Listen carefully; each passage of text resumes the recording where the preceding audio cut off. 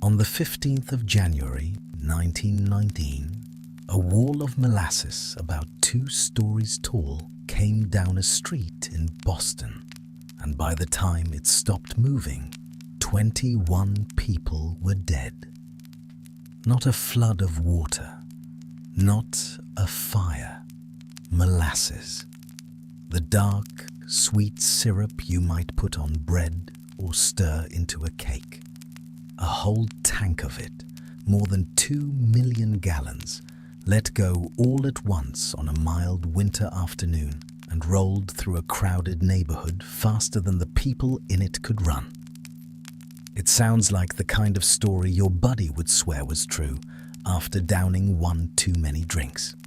But every word of it is true, and tonight we are going to walk through all of it, slowly, from the very beginning. Here is what we'll get to. How a tank of syrup ends up killing 21 people and injuring 150 more. Why the company that owned that tank stood up almost immediately, and what they swore was the real cause. And how a city even begins to clean a sea of molasses out of its streets, its cellars, and its harbor. We'll get to all of it soon. But before we set out, if these slow journeys through history help carry you off to sleep, take a moment now to subscribe to the channel, and we will be here to do this for you again every single night. And while you're settling in, leave a comment and tell me what time it is where you are right now. Were you able to sneak away for a mid-afternoon nap? Or are you finally ready to settle down at 3 in the morning? Either way, I'm happy to have you here. Now, dim the lights, pull the blanket up, tuck your feet in. We're going back to Boston, to a working waterfront in the winter of 1919, to a corner of the city where a very large brown tank stood beside the harbor. For years that tank had leaked and groaned and dripped molasses onto the street where anyone could see it. Nobody treated it as a warning. We will. To understand this, you have to stand in the north end of Boston as it actually was, just over 100 years ago. It was one of the most crowded neighborhoods in the country.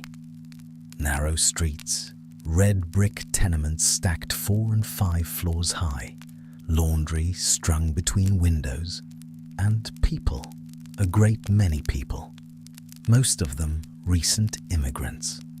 Italian families, mostly, along with Irish laborers who had come a generation before. It was poor, it was loud, it was alive, and it ran on work. The whole edge of it pressed up against the harbor, where the wharves and the freight yards and the warehouses did the actual business of a port city. It was a neighborhood that had been arriving for decades. Boats came in at the wharves a few streets over, and a good share of the people stepping off them ended up right here, in these blocks, because this was where the cheap rooms and the work were. They built a whole world in a few crowded streets, bakeries, churches, markets, front stoops where the entire building's life happened in summer. They also had very little money and very little say in how the city was run.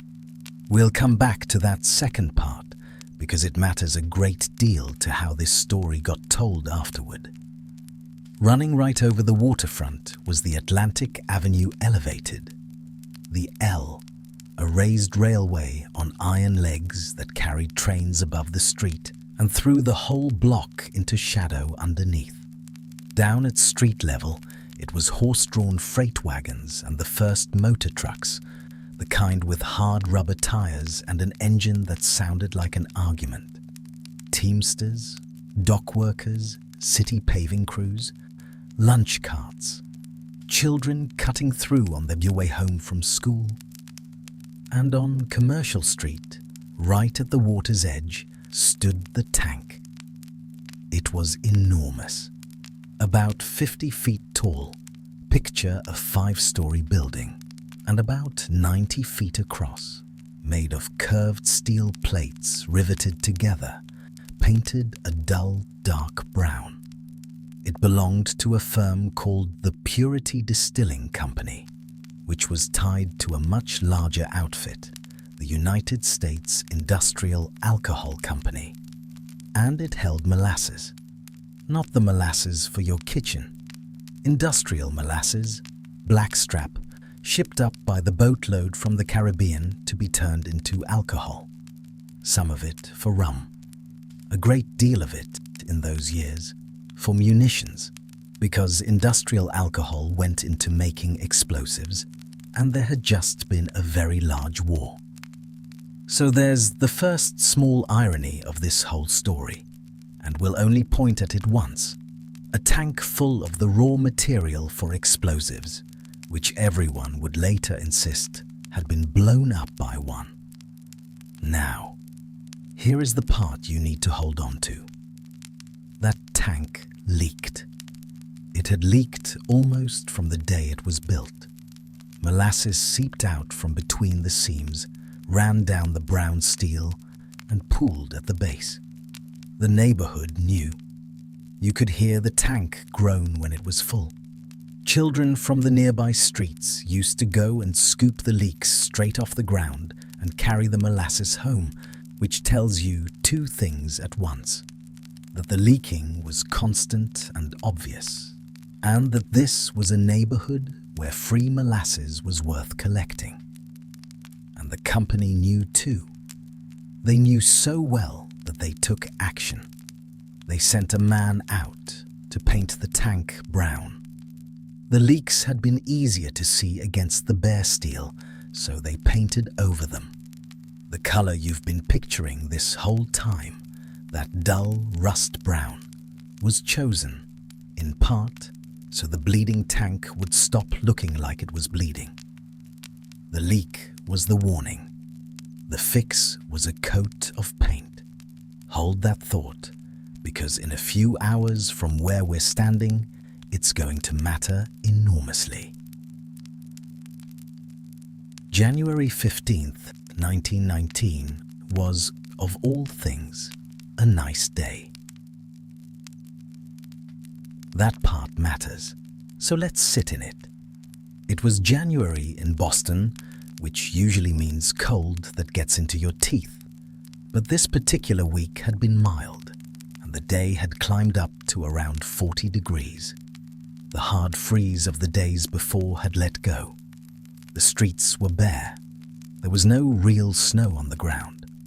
After a stretch of true winter, it was the kind of afternoon where people lingered outside a little longer than they needed to, because it felt good to. It was just before lunch. Picture the waterfront going about its business. Down on Commercial Street, under the shadow of the L, teamsters were working their horse wagons. A freight train sat up on the elevated tracks. City workers from the paving division were in and around their building. Men were loading and unloading along the wharves. Over at the firehouse, Engine 31, the fireboat crew, a few of the men were sitting down to a midday meal and a game of cards. And there were children, some on their lunch break, some sent on errands, some just cutting through. A 10-year-old named Pasquale Iantosca was out near the tank. A 10-year-old named Mary Celeste was down at the base of it, gathering firewood and scraps, the way children in the neighborhood did. A boy named Anthony di Stasio was walking home from school. Around them, the neighborhood was at its loudest hour. Carts and trucks were lined up along the wharf to take on freight. A street vendor calling his prices, an argument across a courtyard, the iron rumble of a train passing overhead on the L, the ordinary racket of a working waterfront at midday, the kind of noise you stop hearing because it never stops. Steam came off the harbor. Gulls worked the water. The air smelled of salt and coal smoke, and underneath everything, faintly sweet, of molasses. These are the ordinary people of an ordinary hour. None of them were waiting for anything to happen. That's the thing about a day like this. There's no warning in it. The men playing cards thought the worst thing about their afternoon would be losing the hand. The teamsters were thinking about their next load. The children were thinking about whatever 10-year-olds think about, which is to say, not very much, and all of it important. Above them, full nearly to the top, sat the tank.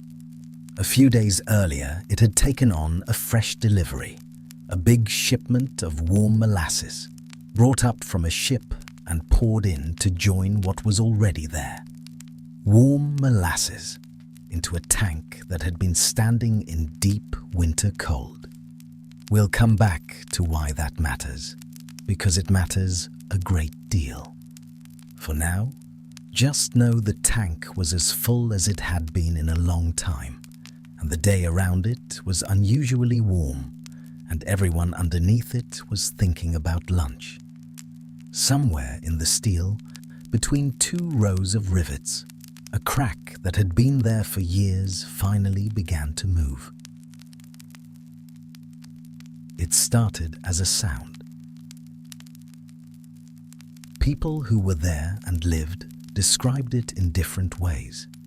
A deep rumble, a long metallic groan, a noise some of them said was like a machine gun, which was the rivets letting go one after another as the seams of the tank unzipped. And then the side of the tank simply came apart, and 2 1/3 million gallons of molasses came out all at once. Throw out the picture in your head, because it's wrong. When you think molasses, you think slow. You think of the stuff creeping off a spoon while you wait. But that is molasses in small amounts, at room temperature, behaving politely. 2 million gallons of it, released in a single instant, is not polite and is not slow. By most estimates, the wave that came out was somewhere between 15 and 30 feet high. Accounts vary, and we'll treat the exact number as the guess that it is. And it moved down the street at something like 35 miles an hour. Think about that. A wall of syrup, taller than a house, moving faster than you can run. And it was worse than water would have been, which is the part the scientists find genuinely interesting. Molasses is dense, far heavier than water for the same amount, so the wave hit with tremendous weight behind it. And because the day was mild and the molasses had come in warm, it was still loose and fast when it broke out. As it spread and began to cool in the January air, it did the opposite of what a flood of water does. It got thicker. It got stickier. It began to set. So the wave came in fast enough to knock down buildings, and then turned slow and heavy enough to hold everything it had caught. It was the worst possible version of both. Years later, scientists actually sat down and did the math on this, because it turns out to be a genuinely hard problem in physics. They worked out that the warm molasses, poured in only days before, sat maybe 5 degrees warmer than the freezing air outside the tank, and that warm, loose syrup suddenly let go, behaved almost like water at first, fast and heavy, before the cold could catch up with it. The same cold weather that should have made the afternoon safer is part of what turned the wave into a trap. It let the molasses run like a flood, and then set like mortar around whatever it had reached. This is one of the very few disasters in history where you genuinely need a fluid dynamics laboratory to explain why so many people could not simply climb back out. What it did in those first seconds is hard to take in. It lifted a train off the elevated tracks above and bent the great iron legs of the L like they were soft. It picked up freight cars and wagons and flung them. The firehouse, Engine 31, was shoved off its foundation and partly crushed, with the men still inside. Tenements came off their footings. The paving division building was wrecked. Horses, a great many horses, were caught in the street and could not get free. And it all happened in about the time it has taken me to describe it. There was no warning anyone could have used. One moment it was a mild afternoon on the waterfront and people were thinking about lunch, and the next there was a brown tide going through the neighborhood at the speed of a car. And then, almost as fast, it began to thicken and go still, with the whole street caught inside it. We're going to go in among the people now. I'll be brief, and I'll be careful, because they deserve that. But you should know who was in that street. 21 people died in the molasses. About 150 more were hurt. I'm going to tell you about 2 of them, and then I'm going to tell you about everyone who came running, because that second part is longer and it's the part worth holding. Near Copp's Hill stood the home of the Clougherty family. When the wave hit, it took the house off its foundation and broke it apart. Bridget Clougherty, 65 years old, died in the collapse. Her son Martin lived, and he lived because, in the middle of all that wreckage and rising molasses, he caught hold of a bed frame and held on, and the bed frame floated, and he stayed with it until he could be pulled out. A man saved by a bed in the ruins of his own house. I'll let that stand on its own. And there was the boy I mentioned, Anthony di Stasio, walking home from school when the wave reached him. It carried him along and rolled him under, and his family, searching afterward, at first believed he was gone. He was not. He was pulled out alive. Not everyone's story turns that way. Most did not. But his did. And on a night like this, I'd rather hand you the one that did. Now, within minutes, the neighborhood and the city came for the people in the street. Some of the first were already there. Sailors. A naval training ship, the USS Nantucket, was berthed nearby, and a crew of cadets ran straight into the molasses to start pulling people out. Boston police came. The Red Cross came, set up stations, and went to work.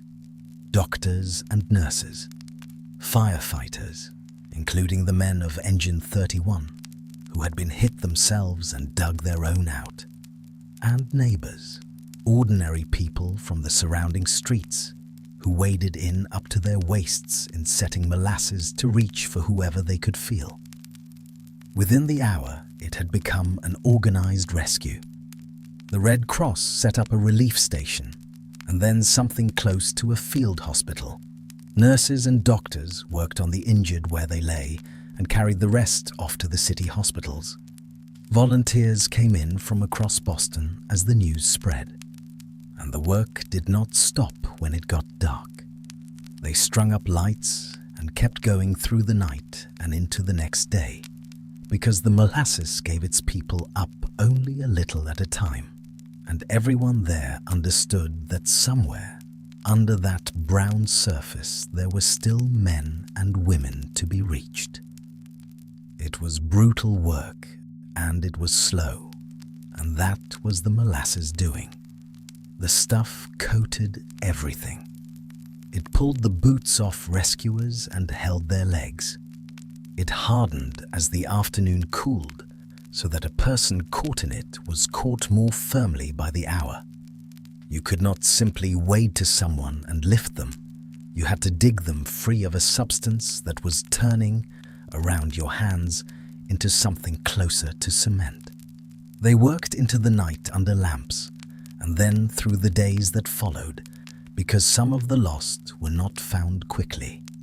One man, Cesare Niccolo, was not recovered for months. He was found later beneath a wharf.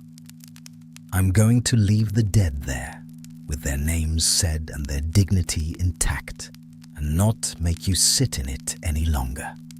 Because the thing that happens next, once the people are out, is that an entire city has to figure out how to clean up an ocean of syrup. And strangely enough, that part, the cleanup, is where the warmth of this story actually lives." When the rescuing was done, Boston was left with a problem that has very few parallels in the history of cities. How do you remove 2 million gallons of molasses from a neighborhood? It was everywhere. It was knee-deep in the streets, and it was in the cellars, and it was up the walls of the houses that still stood. It was in the harbor, and it was setting harder every cold night. You cannot shovel it like snow. It pulls back. You cannot just hose it with fresh water. Fresh water mostly sits on top of it and gives up. What worked, in the end, was salt water, harbor water. It turned out that salt water broke the molasses down, loosened it, made it something that could be moved. So the city brought in the fireboats and the pumps and sprayed the streets and the rubble with water pumped straight out of Boston Harbor, again and again, washing the molasses loose and sending it back where a lot of it had come from. After the water, sand. They spread sand over the streets to soak up what was left and to give people something to walk on that wasn't glue. Hundreds of people did this work for weeks. And here's the small, stubborn human detail I love about it. They tracked it everywhere.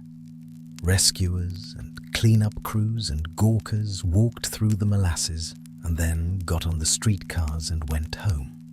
And so a thin film of molasses spread across half of Boston, onto trolley seats, station platforms, doorknobs, telephones, anything a sticky hand touched.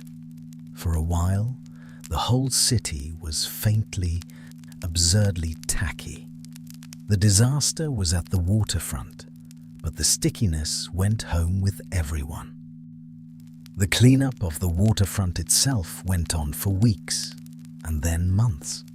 Crews worked the streets and the cellars and the wrecked buildings over and over, because molasses doesn't leave a place all at once. You clear a stretch of street, and the next warm hour more of it works back out of the brick and the gaps in the floorboards.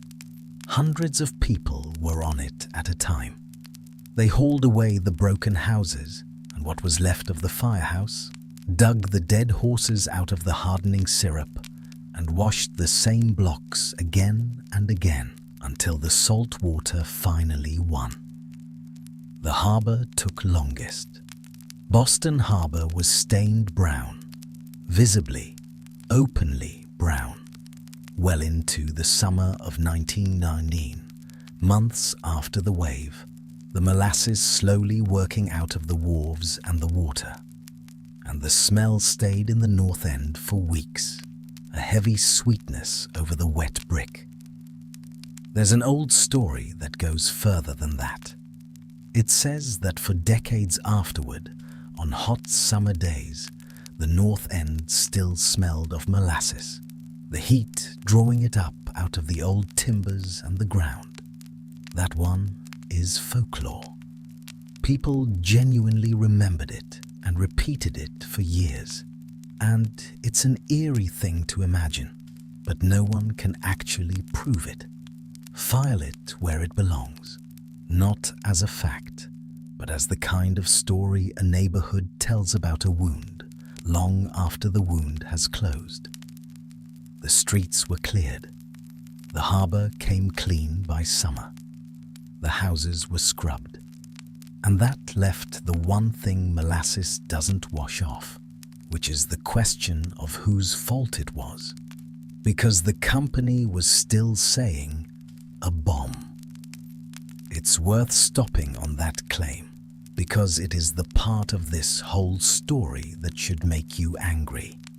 The tank had come apart and killed 21 people in a neighborhood full of witnesses. And the company's answer was that someone had done this to it. Sabotage, dynamite, an enemy in the night. And to be fair, in January of 1999, the claim was not as ridiculous as it now sounds. You have to remember where the world was. The Great War had just ended. The country was raw, suspicious, and full of men who had recently been taught that the correct response to a disagreement was high explosives. And Boston, specifically, had a live and genuine fear of bombings. There were anarchist groups, some of them real, some of them imagined, who did target factories and officials. Devices did go off. The newspapers were full of it. Within a few months of the molasses disaster, anarchists would in fact set off bombs in several American cities on the same night. So when a company executive stood up and said the tank must have been dynamited, there was, sitting right there, a whole climate ready to believe him. There was also a second thing the climate was ready to do, and it is less comfortable. The North End was an Italian immigrant neighborhood, and Italian immigrants in 1919 were widely treated as suspects first and people second. Anarchist and Italian were words that a lot of respectable Bostonians used almost interchangeably and unfairly. So a story that said a bomb did this was also, conveniently, a story that pointed away from the company and toward the very people who lived in the tank's shadow and had been collecting its leaks off the street. And then there was a third theory floating around, a quieter one, that the molasses itself had fermented into the tank, building up gas pressure until the whole thing burst from within. That one, at least, had the decency to involve the molasses. Now look at this from the company's side of the table, just for a moment. You own a 50-foot tank that everyone in the neighborhood has watched leak for years. It has just come apart and killed 21 of your neighbors. You can stand up and say, "We built it too thin, we never tested it, and we painted over the evidence." Or you can say, "Anarchists." One of those answers costs you everything. The other one costs you a press release. They went with the anarchists, and for years, not weeks, years, they fought to make that story stick, because the alternative was admitting what they had done. But a story about a bomb can only hold up for as long as nobody looks too hard at the tank. So that is what we're going to do now. The one thing the company spent all those years hoping no one would insist on. We're going to take a hard look at the tank itself. So let's take the tank apart, the way the investigators eventually did. The truth here is not a riddle. It's a list. It was always a list. Start with the steel. The tank's walls were too thin for the job. Too thin to hold the weight of more than 2 million gallons of dense molasses pushing outward. That's not hindsight. The numbers were there to be checked. And when people finally checked them, the walls did not have the strength the load required. And the steel itself was the wrong kind. It was brittle, prone to cracking rather than bending.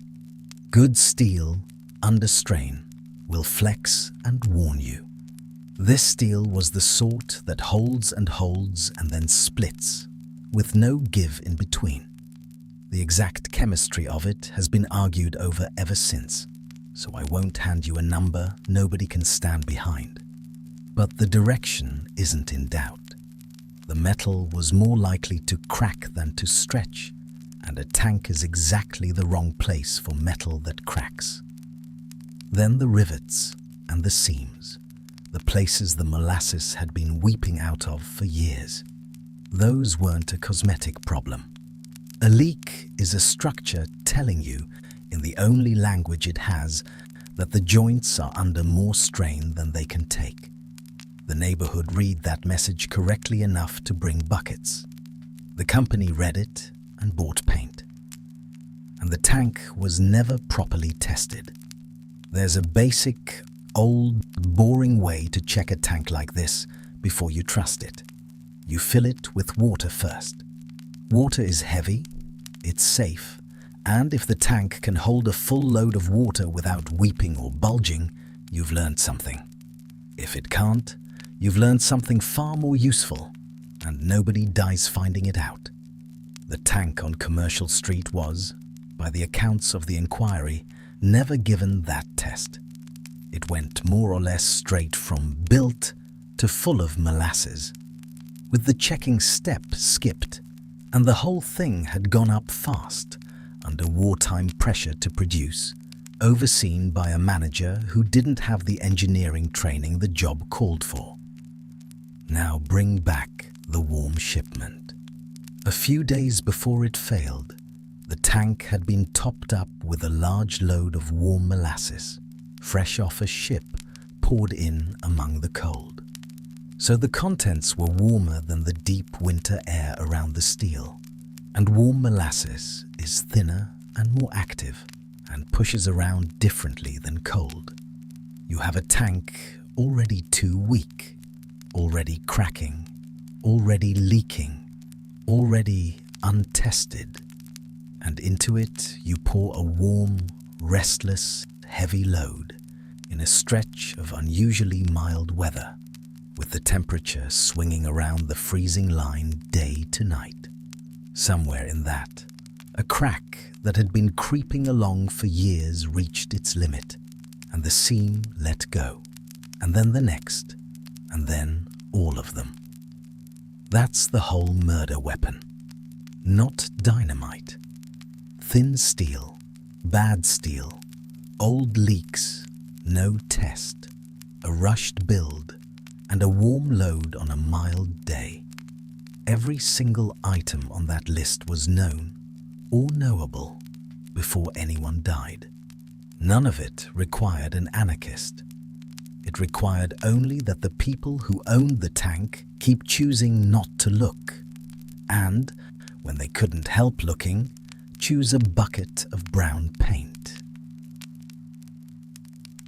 The company fought anyway. After the disaster, the survivors and the families of the dead brought their claims, and they were folded together into one enormous case against the United States Industrial Alcohol Company. And the company held its line. It was a bomb, it was sabotage, it was anarchists, anything but the tank. So the whole question went in front of a court, and the court handed it to a single court-appointed auditor, a man named Hugh W. Ogden, to sort out what had actually happened. What Ogden did next is, in its own undramatic way, the hero's part of this story. He sat and he listened. For 341 days of testimony, he listened to engineers, to witnesses, to metallurgists, to the company's experts insisting on the bomb and the family's experts walking him through the steel. Years of it. And at the end of all that listening, in the spring of 1925, more than 6 years after the wave, he delivered his finding. There was no bomb. There were no anarchists. The tank had failed because it was built and overseen without enough care for whether it would hold. Structural failure and inadequate attention to safety plainly assigned, plainly the companies. He found the United States Industrial Alcohol Company responsible, and the company paid. It is worth saying out loud what that meant, because it was rare. A large, well-defended corporation had picked the most frightening story available: foreign terrorists, bombs in the night, and pointed it straight at a poor immigrant neighborhood. And a patient man with no stake in the outcome sat through nearly a year of testimony and said, in effect, no. The thing that did this was you, not the people who lived under your tank. You. And it didn't stop with one verdict. The molasses case became one of the cases that engineering and the law point back to when they talk about why we do things the way we do now. In the years that followed, states moved toward rules that we take for granted today. That the person who designs something like that tank has to be a licensed engineer, that they have to sign and seal the plans and put their name and their responsibility on the work, and that an inspector has to come and check it. The idea that you can't just throw up a 50-foot tank of industrial molasses over a neighborhood and paint over the leaks. That idea has a few parents, and one of them is a street in the north end of Boston.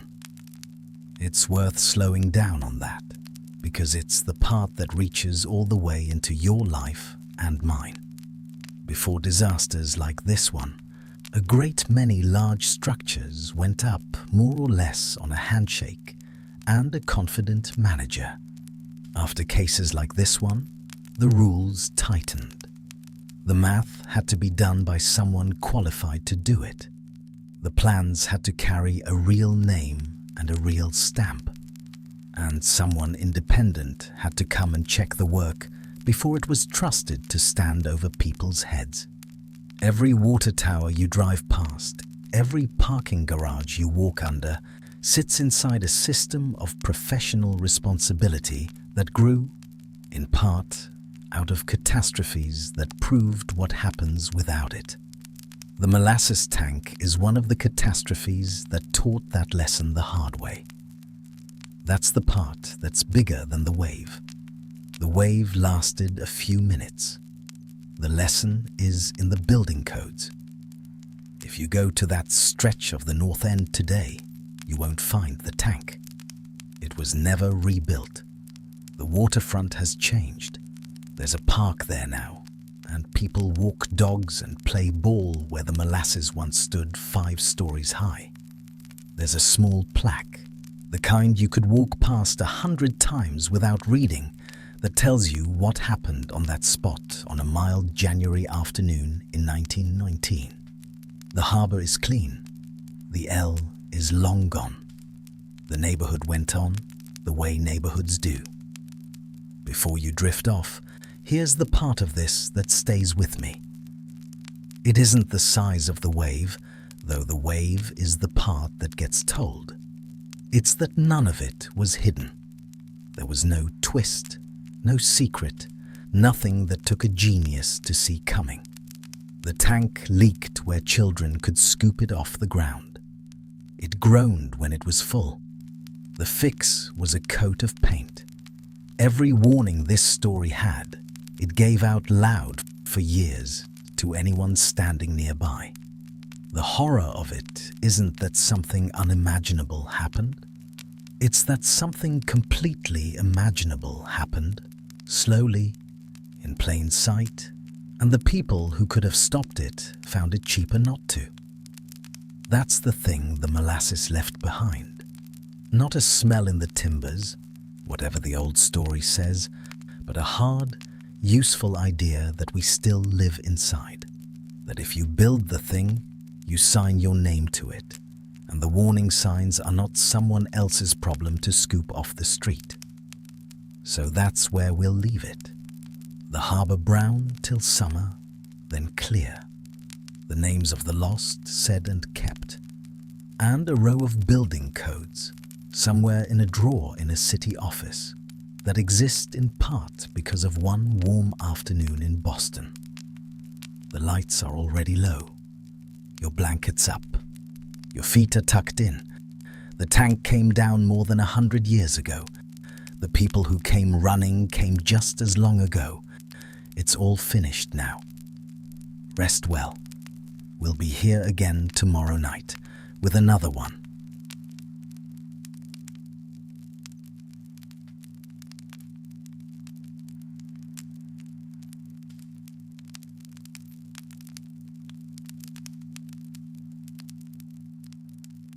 Somewhere in the middle of the Atlantic Ocean, on a bright afternoon in December of 1872, there is a ship sailing along with nobody aboard.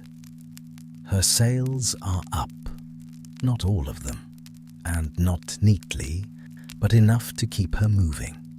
She is steering a slightly drunken, wandering course, the way a ship does when there is no hand on the wheel. The sun is out. The sea is an ordinary grey blue, and there is not a single living person anywhere on her deck. The ship's name is the Mary Celeste. She is a small American merchant ship, and 9 days ago there were 10 people on board. A captain, his wife, their daughter, and 7 crewmen. Right now, none of them are here. Their belongings are. Their food is 6 months of it, still sitting in the stores. The cargo is still sitting exactly where it was loaded days ago. The only thing missing, besides the people, is the ship's one small lifeboat. Now, you have almost certainly heard of this ship. And here is the strange part. Almost everything you've heard about it is wrong. What happened to the 10 people who were on board? Why would everyone aboard leave, when at first glance everything seems perfectly normal? Was it pirates? Was it a sea monster, the way the storytellers wanted it to be? Or was it something quieter and sadder, and a great deal more human than any of that? And why is the most famous fact about this ship, the one absolutely everybody knows, a story a young novelist simply made up 12 years after it happened? We'll get to all of that soon. But before we set out, if these slow journeys through history help carry you off to sleep, take a moment now to subscribe to the channel. And we will be here to do this for you again every single night. And if you have a theory of your own about the Mary Celeste, and by the end of tonight you may have a few, leave it down in the comments. I read them, usually somewhere around 2 in the morning. So before we go any further, let's get comfortable. Dim the lights, pull the blanket up, tuck your feet in, and let's go out to the middle of the Atlantic, to a sunlit, empty deck, and find out what really happened, and what only got told. It is the 4th of December, 1802, a little after 1 in the afternoon. About 400 miles off the Azores, a small cluster of Portuguese islands sitting alone out in the open Atlantic, another ship is going about her business. She's called the Dei Gratia, a Canadian-built merchant ship under a captain named David Morehouse, and she's bound from New York to Gibraltar with a hold full of petroleum. The man at the wheel notices a sail a few miles off. Nothing alarming about that. But as the two ships draw closer, the men on the Dei Gratia start to frown. The other ship is moving wrong. Her sails are set badly, some up, some missing, a couple just hanging loose. She wanders back and forth across the wind, the way a horse wanders when it works out that nobody's holding the reins. They watch her for 2 hours. In all that time, not one person appears on her deck. Nobody touches a sail. Nobody waves. Nobody comes to the rail to look back at them.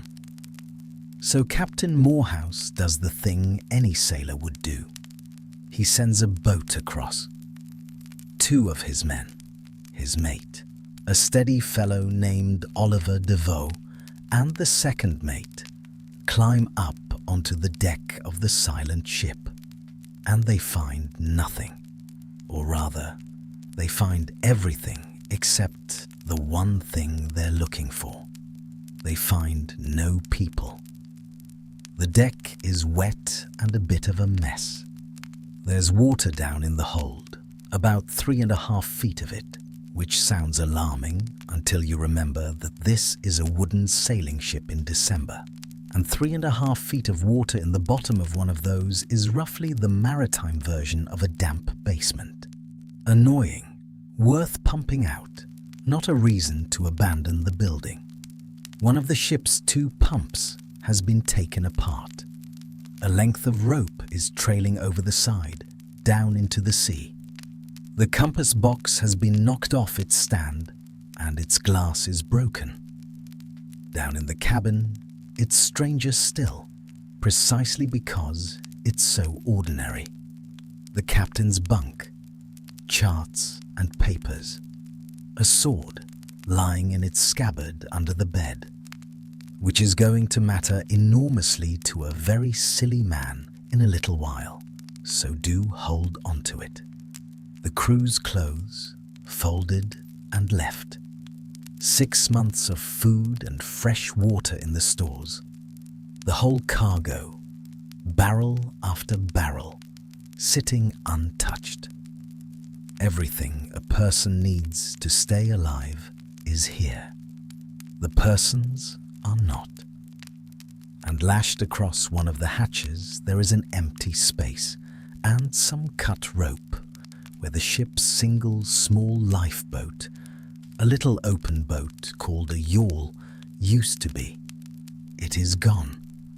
Wherever the 10 people went, they went in that boat, and they took the ship's papers with them and the captain's navigation instruments.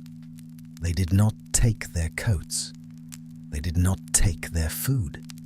They left in a hurry, but not in a blind, screaming panic, because they stopped to grab the documents that mattered before they climbed down into the boat. And then the ship they left behind did something nobody expected. She kept going. For 9 days, with not one person aboard, she sailed herself across hundreds of miles of open Atlantic. Didn't sink, didn't roll over, just calmly carried on, like an employee who never got the message that the company had closed. Now, here I have to do something slightly annoying, which is to take a wonderful story away from you before I hand you a truer one. Because if you already knew the tale of the Mary Celeste before tonight, the version in your head probably goes something like this. A ghost ship, found drifting and dead silent. And down in the cabin, this is the famous part, a meal still sitting on the table, cups of tea still warm, a breakfast half eaten as though the crew had simply vanished mid-bite, a pot still steaming on the stove, a slice of pie with a forkful gone, washing hung out to dry on the deck, and, in some tellings, a cat, asleep and perfectly content on a locker, the only living thing left to see whatever unspeakable thing had happened. It's a fantastic image, genuinely. It has everything. The warmth still in the teacup, the people gone in a heartbeat, the cozy little scene frozen at the exact second the world ended for everyone in it. There is just one small problem with it, which is that essentially none of it is true. There was no warm tea. There was no half-eaten breakfast. There was no pie, no washing on the line, and there was, I'm sorry to report, no cat. We know this because the man who actually climbed aboard, the mate Oliver DeVoe, stood up in a courtroom a few weeks later and said so, under oath.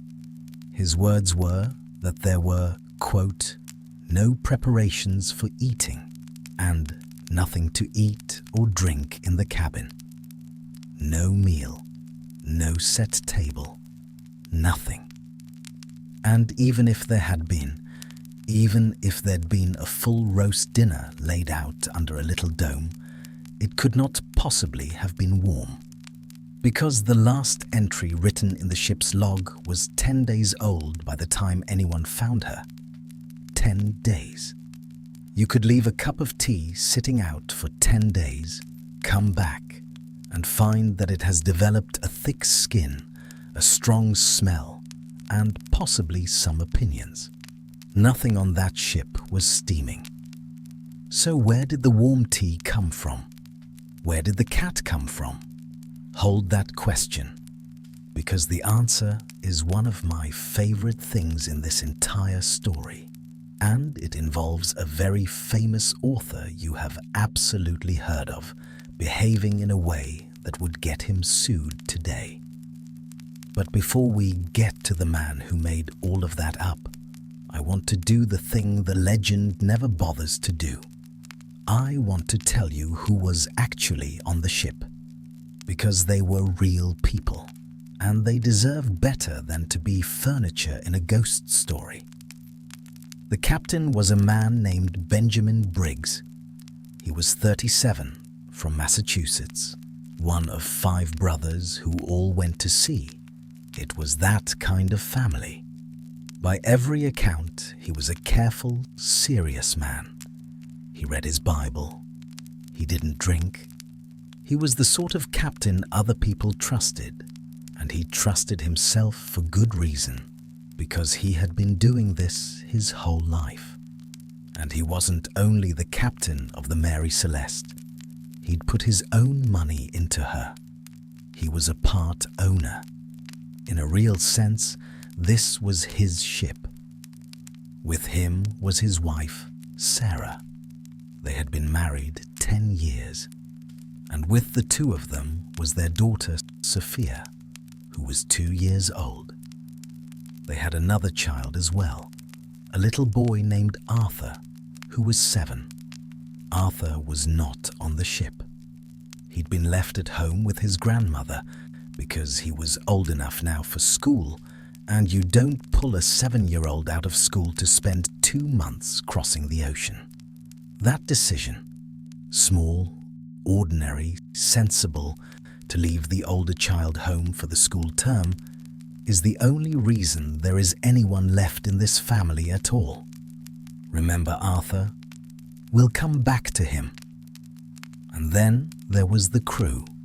7 men, hand-picked by Briggs himself, because a careful captain chooses careful men. His first mate, Albert Richardson, he knew and trusted personally. There was a second mate, a steward who did the cooking, and 4 German sailors, among them 2 brothers, Volkert and boy Lorenzen. 10 people, a family, and the men they sailed with. That is who was on the Mary Celeste. Not a ghost story. A small floating town of 10 people out on the water together. So let's go back to the start of the voyage, before any of it went wrong, when it was just an ordinary job. In early November of 1872, the Mary Celeste was tied up at a pier on the East River in New York, taking on her cargo. And the cargo is worth knowing about, because it matters later. She was carrying 1,700 barrels of alcohol. Not the drinking kind. This was raw industrial alcohol, the sort used in factories bound for Genoa in Italy, where it was going to be used in the making of wine. Briggs supervised the loading himself, barrel after barrel, down into the hold. While the ship was loading, Briggs wrote a letter to his mother. It's a completely ordinary letter, the kind of quick note you'd send today just to say all is well. But one line of it has survived, and it's a little hard to read now, knowing what's coming. He wrote, "Our vessel is in beautiful trim, and I hope we shall have a fine passage." In beautiful trim. He was proud of his ship. He thought she was in lovely shape. He was looking forward to a good crossing. They were meant to leave on the 5th of November, but Briggs didn't like the look of the weather. So he did the careful thing, the thing he always did, and anchored just off Staten Island and waited 2 days for it to settle. And during that wait, his wife Sarah wrote a letter too, to her mother-in-law back home. In it, she mentions Arthur, the little boy they'd left behind. She writes, "Tell Arthur I make great dependence on the letters I shall get from him." She is telling her 7-year-old, through his grandmother, that she is counting on his letters, that she wants to hear from him while she's away. It is the most ordinary, most human line in this entire story. A mother, about to be out of reach for 2 months, asking her little boy to please write to her.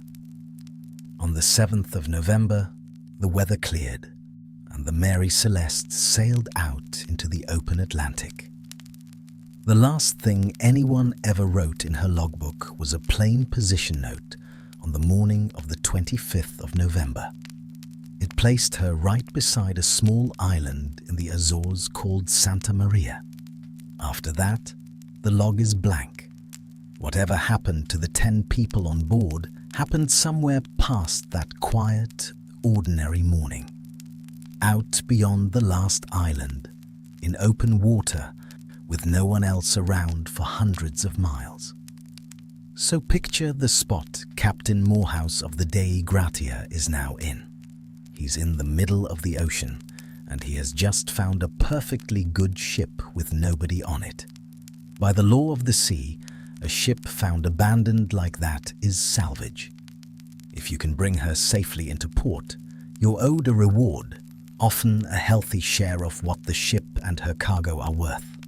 So this is, potentially, a very good day for Captain Morehouse. But it's also a problem, because he now has 2 ships and only 1 crew. So he splits his men. He sends his mate DeVoe and 2 sailors back aboard the Mary Celeste to sail her, keeps the rest on his own ship, and the 2 vessels set off together for the nearest sensible port, which is Gibraltar, the great rock at the mouth of the Mediterranean, about 600 miles away. They make it in just under 2 weeks, the 4-man skeleton crew nursing the silent ship the whole way, and they come into Gibraltar in the middle of December. And this is the point where the story should simply have ended.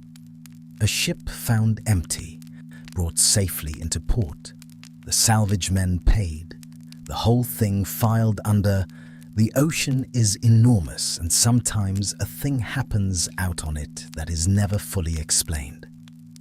That is how it should have gone. It is not how it went, because waiting in Gibraltar was a man who looked at this sad, soggy, empty little ship and saw the crime of the century. His name, and I promise you I am not inventing this, was Frederick Solly Flood. He was the Attorney General of Gibraltar, which is a very grand title, and he had a personality built to match it. One historian who studied the case later described him as a man whose, quote, "arrogance and pomposity were inversely proportional to his IQ." which is a beautifully polite way of saying the less he understood about a thing, the more certain of himself he became. And Frederick Solly Flood was certain that the Mary Celeste was the scene of a terrible crime. He had theories. Oh, he had theories. Perhaps the crew had broken into the alcohol cargo, gone mad with drink, murdered the captain and his family, and fled. Perhaps Captain Morehouse and the men of the Dei Gratia had crept up on the Mary Celeste, killed everyone aboard, and invented the whole "we found her abandoned" story to collect the salvage money. Murder, mutiny, conspiracy. Solly Flood was open to all of them, so long as it was a crime, because a man does not get this excited about a damp basement and some missing rope. So he investigated for 3 months, and he went looking for evidence of a slaughter with the tireless energy of a man who has already decided exactly what he is going to find. He found the sword, the one under the captain's bunk. I told you to hold on to it.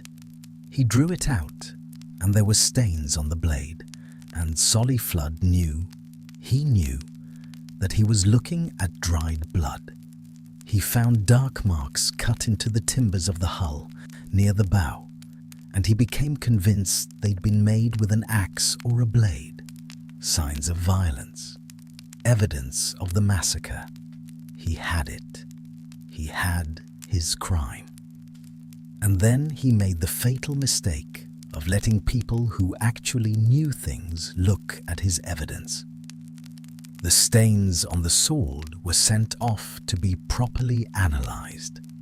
They were not blood. They were rust, with perhaps a trace of something like spilled lemon. The sinister cuts on the hull were examined by a captain from the United States Navy, who took one look and explained that they were entirely natural, just the ordinary way the sea works at the timbers of a wooden ship over the years. Not an axe, not a blade. Water and wood and time. Every single piece of Frederick Solly Flood's great murder case turned out to be the nautical equivalent of being startled in the dark by your own coat hanging on the back of a door. He spent 3 months hunting killers, and what he had actually found was rust, weathering, and his own imagination. In the end, he had to let the ship go. Though he never quite let the suspicion go, the salvage reward the Dei Gratia men finally received was unusually small, a quiet little insult from officials who couldn't prove a thing but didn't want to look as though they'd missed one.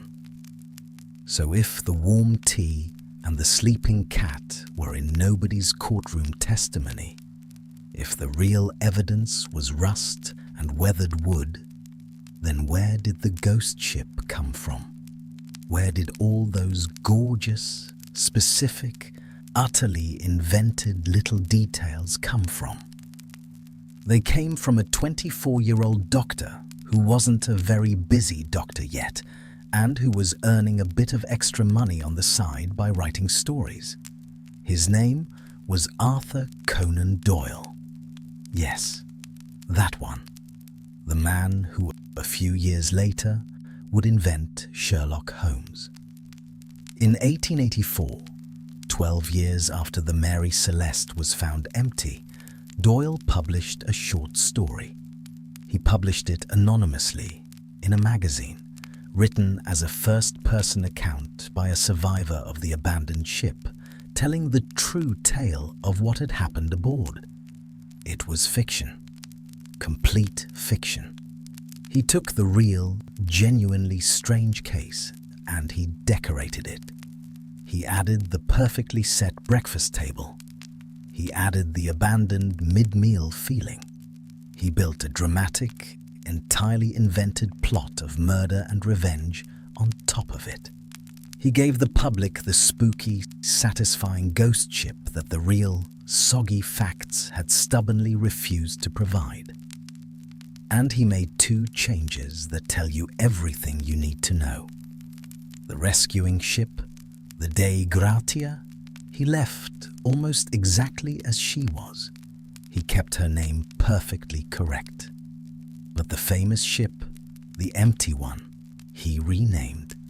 He called her the Mary Celeste. Marie, spelled the French way, with an IE on the end. The real ship was the Mary Celeste. Mary, the plain English name. And here is the part I find genuinely remarkable. Doyle's made-up French misspelling, Marie Celeste, became, for the next 100 years, the way most of the world spelled and said the name of this ship. The fiction was so much more popular than the facts that it quietly painted over them. People learned the wrong name from a short story and then taught the wrong name to their children. It got worse, or better, depending on how you feel about these things. Doyle's story was so convincing that a newspaper, the Boston Herald, actually reprinted it as a true news report, a work of fiction printed in the paper as fact. And there are accounts that even our friend Frederick Solly Flood, the great investigator himself, read Doyle's little story and took parts of it seriously, which raises the lovely possibility that the official who investigated the real ship ended up muddled by a tale a novelist made up about her. After Doyle, the gates were open and everyone piled in. Over the years, people decided the Mary Celeste had been attacked by a giant squid, or struck by a freak wave that washed every soul off the deck, but somehow left the breakfast untouched, or that it was aliens, or sea monsters, or a curse. Eventually, and she vanished nowhere near the place, people began filing her under the Bermuda Triangle, which is the folklore equivalent of blaming anything you can't explain on the one spooky thing you happen to have heard of. It became a kind of theory circus, and the thing about a circus is that it's a great deal of fun, and none of it is real. And meanwhile, the 10 actual people who climbed down into that little boat have been quietly buried under 100 years of squid. So let's sweep the squid and the curse and the French misspelling off the table and ask the real question, the quiet one, underneath all the noise. If there was no crime and no monster and no warm tea, then what actually happened to Benjamin Briggs, his family, and his crew? We don't know for certain. We never will. No bodies were ever found. The little boat was never found. There is no last page of the log to tell us. And anyone who claims to know exactly what happened on that ship is doing precisely what Conan Doyle did, making up a good story. But we can make a careful guess from the real clues the boarding party actually found. It's only a theory. It just happens to be the one nearly everyone who studies this case ends up landing on, and the kind of guess Captain Briggs himself would have respected. Remember the things aboard that ship that didn't quite fit? One of the pumps had been taken apart. A sounding rod, a tool for measuring how much water is down in the hold, was lying out on the deck, as if someone had been urgently checking the level. There were a few feet of water below, and the cargo was 1,700 barrels of alcohol, 9 of which were later found to be empty. They had leaked. Now stand for a moment where Briggs was standing. You are a careful captain, and you become aware of 2 frightening things at once. There is water in your hold, and a pump that isn't working properly, so you can't easily tell how fast you're taking it on. And a bad reading off that sounding rod could make it look as if you're sinking far faster than you really are.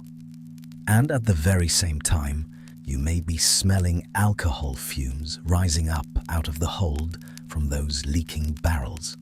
In an age before anyone properly understood how and when fumes like that might catch and explode.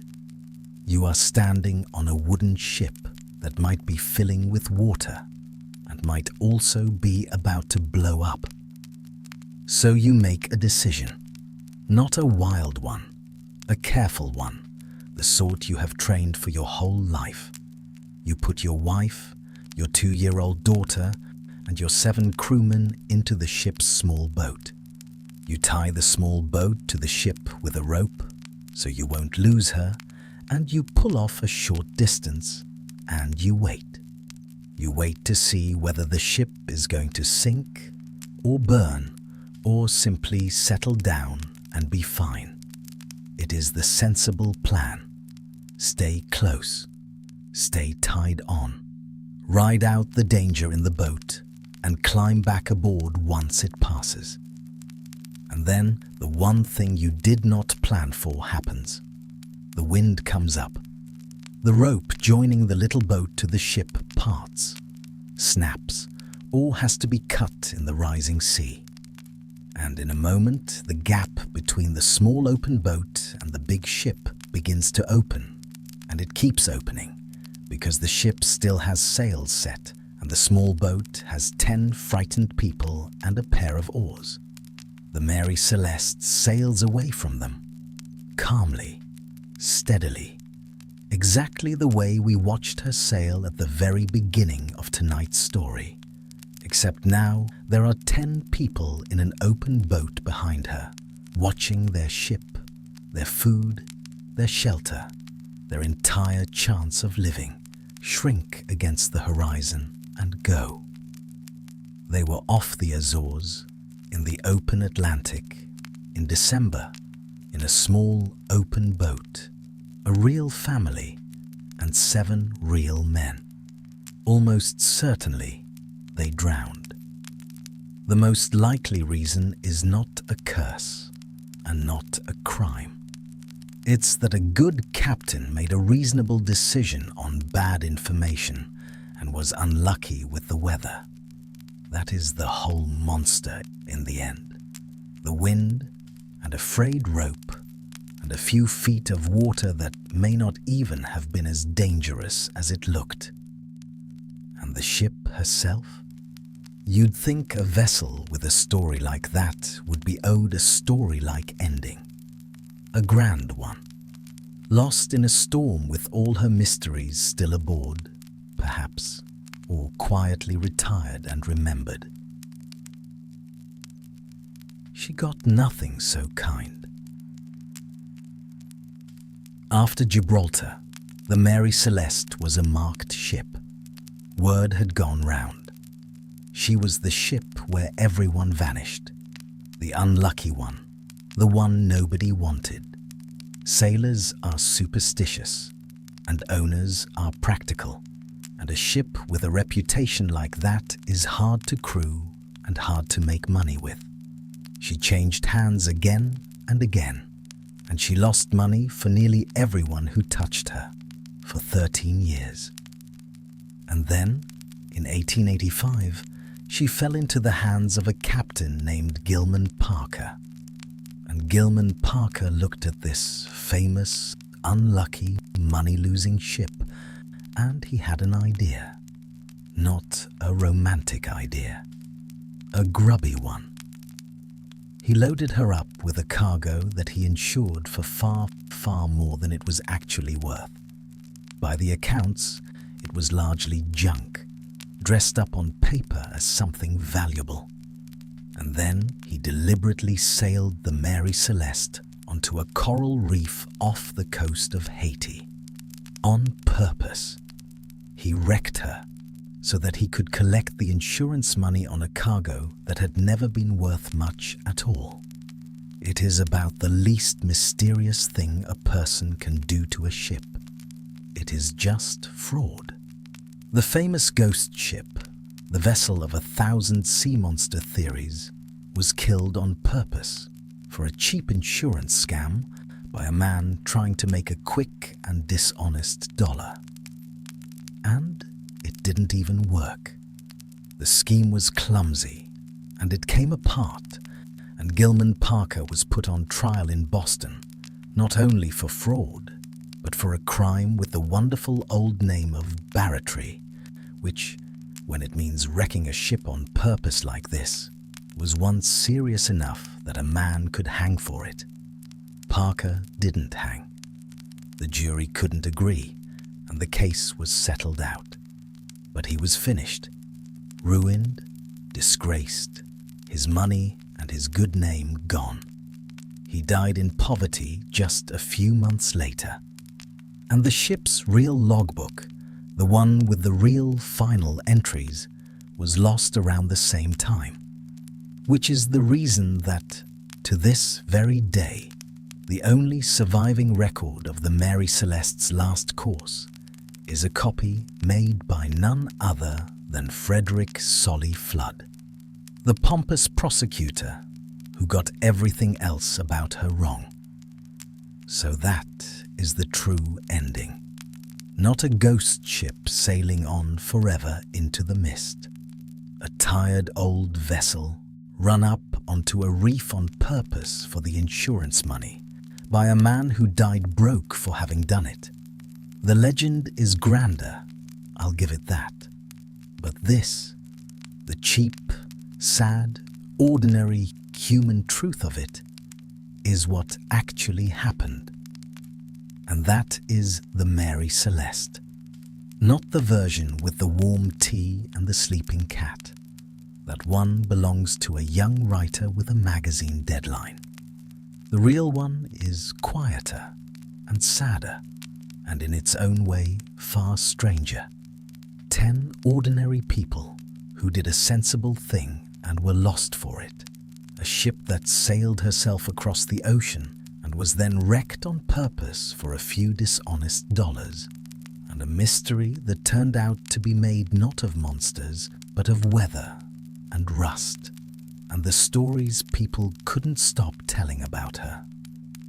There is one piece of it I want to leave you with, though, the closest thing this story has to a mercy.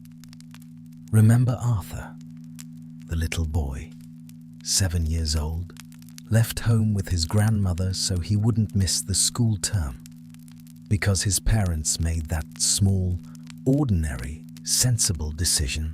Arthur was not on the ship. He grew up. He lived a long life.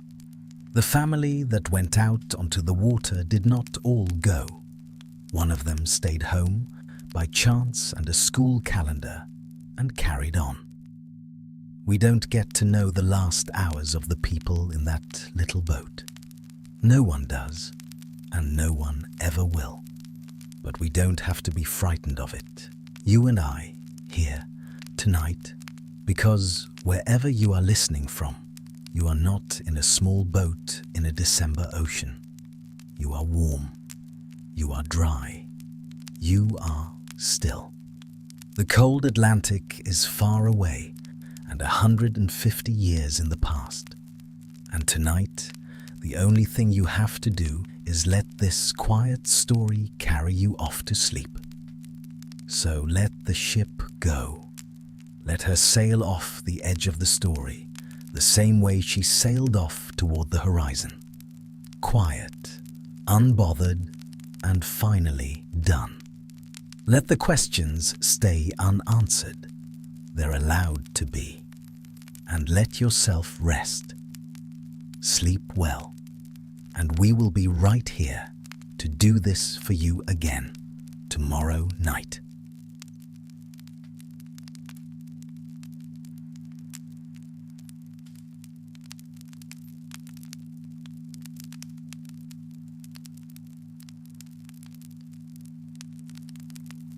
Hello there, friends. Tonight, we're sailing out to a bare rock in the North Atlantic in December of the year 1900 to visit 3 lighthouse keepers who stepped out of a lighthouse one afternoon and were never seen again. This is the mystery of the Flannan Isles, and it is, by some distance, the strangest true story the sea has ever refused to explain. Before we cast off, if these slow journeys through history help carry you off to sleep, take a moment now to subscribe to the channel, but only if you genuinely enjoy what we do here. We'll be back to do this for you again, every single night. And if there's a story from history you'd like to fall asleep to, leave it in the comments. The best ideas always seem to come from people listening in the dark. While you're down there, tell me where you're listening from and what time it is. Is it 2 a.m. in West Virginia? Well, we want to know. Now, dim the lights. Pull the blanket up. If you can hear a soft pulse swaying gently underneath the music, side to side, like water against a hull, that's meant to be there. Let it rock you. Get your feet tucked in, too. Where we're going tonight, the wind has opinions. Comfortable? Then let's pause for a moment and ask a few questions. Did 3 experienced lighthouse keepers really vanish from a locked island all at once, without a single witness? Was there truly a meal sitting half-eaten on the table, as if they'd leapt up mid-bite? Did the lighthouse logbook really describe a terrible storm on days when, according to every weather record, the sky was calm? Did the clocks on the wall all stop together at the fatal moment? Was it a rogue wave? A ghost ship? Foreign spies with an unexplained interest in lamp maintenance? And what, exactly, would a sea serpent even want with 3 lighthouse keepers? Some of those questions have answers. Several of them, you'll find, are the wrong questions entirely, and finding out why is tonight's whole journey. So picture it. You're standing on the deck of a small steamer, far out past the last of the Hebrides, watching a lump of dark rock rise out of a grey sea. There's a white tower on top of it. The lamp is out, and nobody is coming down to meet you. Let's begin the way everyone begins this story, with the legend. Here is the story the way it is usually told, the way it gets told in books of unsolved mysteries, around fires, and by people leaning in slightly too close. It goes like this. The day after Christmas, 1900, a relief ship arrives at the lighthouse on Eilean Moor, the largest of the Flannan Isles, to swap out the crew. The lighthouse is staffed by 3 keepers. The ship blows its whistle. Nothing. It fires a rocket. Nothing. A man rows ashore and climbs the steps to the light, and what he finds there has been keeping people up at night, which is inconvenient for us, specifically for more than a century. The door, the story says, is ajar. On the kitchen table sits a meal, half-eaten, meat, cheese and bread, abandoned mid-bite, as though the men had risen in a single violent instant. A chair lies tipped over backwards on the floor. The clocks on the wall have all stopped, every one of them, frozen at the same dreadful moment. 2 sets of oilskins are missing, but the third coat still hangs on its peg, which means one of the keepers walked out into a Hebridean December in his shirt sleeves, a decision with the kind of confidence wildly unsupported by the climate. And then there is the logbook. Oh, the logbook. On December the 12th, the second assistant, a man named Thomas Marshall, is said to have written of severe winds, the likes of which he had never seen in 20 years, and to have noted that the principal keeper was very quiet, and that the third man, a hardened sailor with a reputation for brawling, was crying. On the 13th, the storm still raging, all 3 men, the log says, were praying. And then the final entry, dated the 15th of December, just 6 words long. Storm ended, sea calm. God is over all. After that, nothing. 3 men, gone from a rock in the middle of the ocean, leaving behind a warm dinner, a stopped clock, and a logbook that reads like a confession to something nobody can name. It's a perfect story. Every piece clicks into place. The meal, the chair, the clocks, the weeping sailor, the prayer, the calm sea, the silence. It is tidy and terrifying and complete. And here is the thing. Told that way, almost none of it is true. Not the meal, not the chair, not the logbook. The truth, which is waiting for you near the end of tonight's journey, has survived in plain, handwritten records for over a century, and it is stranger than the legend, stranger and sadder, and in its own quiet way, more beautiful. But you can't see why yet. To see why, you first need to know the place. Because this story did not happen just anywhere. It happened on an island that had been collecting strange stories for 1,000 years before anyone thought to put a light on it. So, what kind of island ends up with a legend like that attached to it?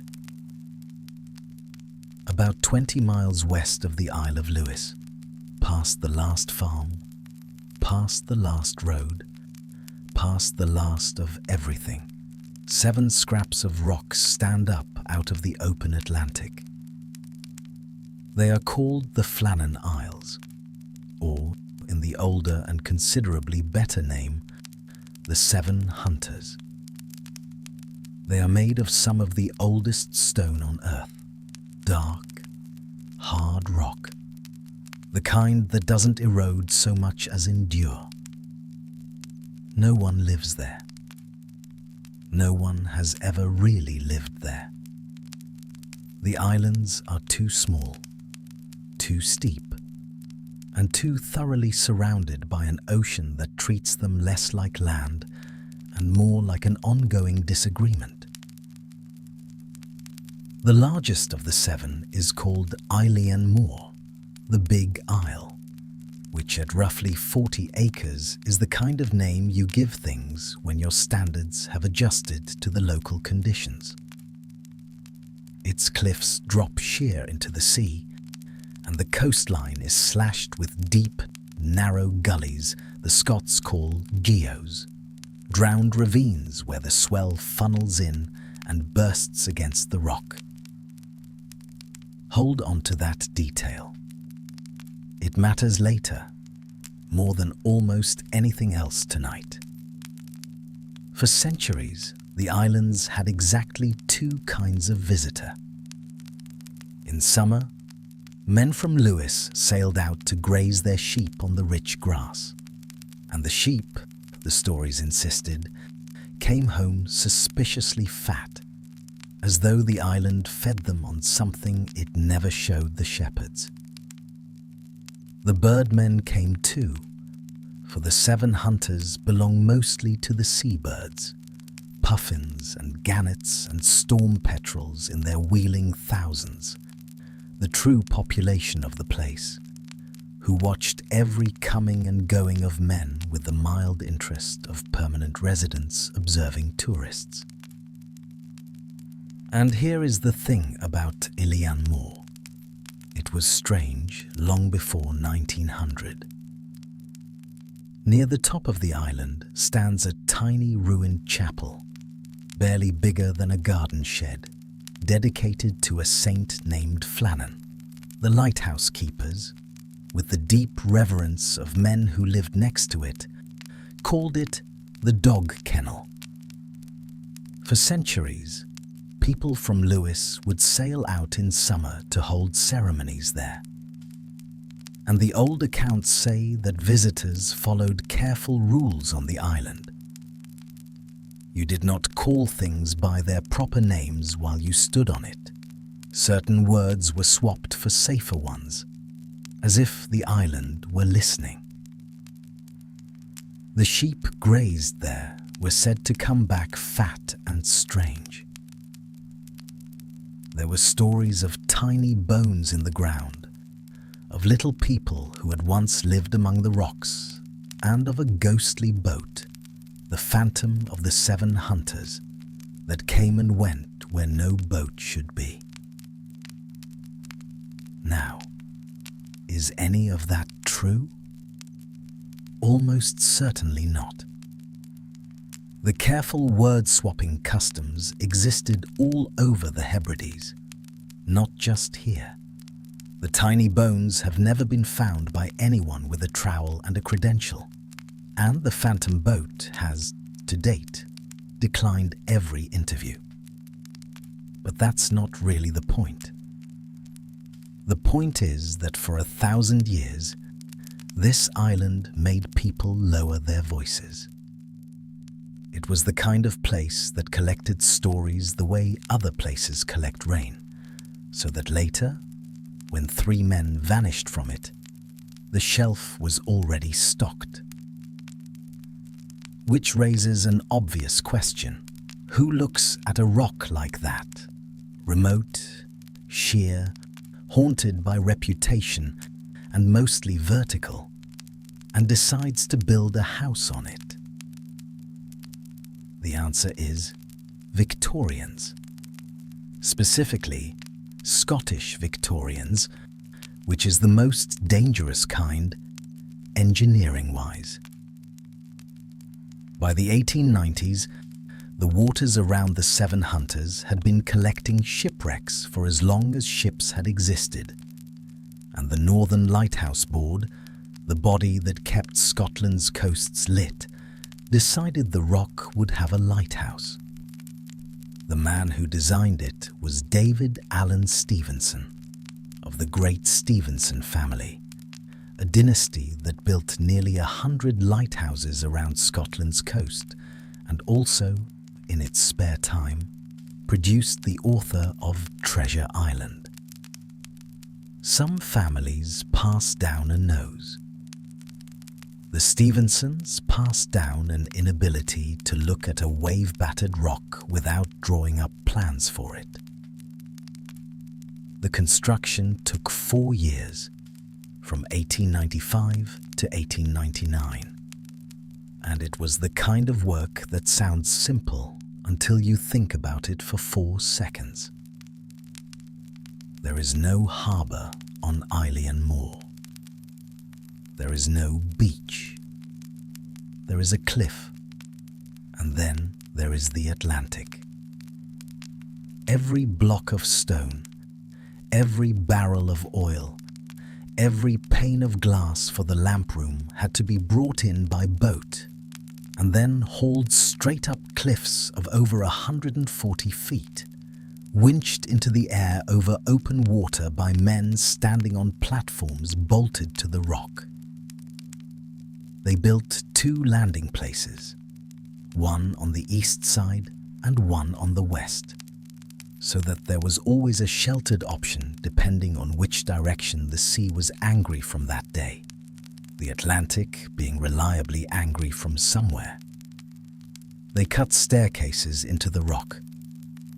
They built a little cable-hauled railway with actual iron rails running from the cliff tops up to the lighthouse, so that supplies could ride uphill while the men walked beside them. A railway on an island with a permanent population of 0. It remains one of history's least crowded commutes. And on the 7th of December, 1899, they lit the lamp for the first time, a 75-foot white tower on top of the island, its light standing some 300 feet above the sea, visible for over 20 miles.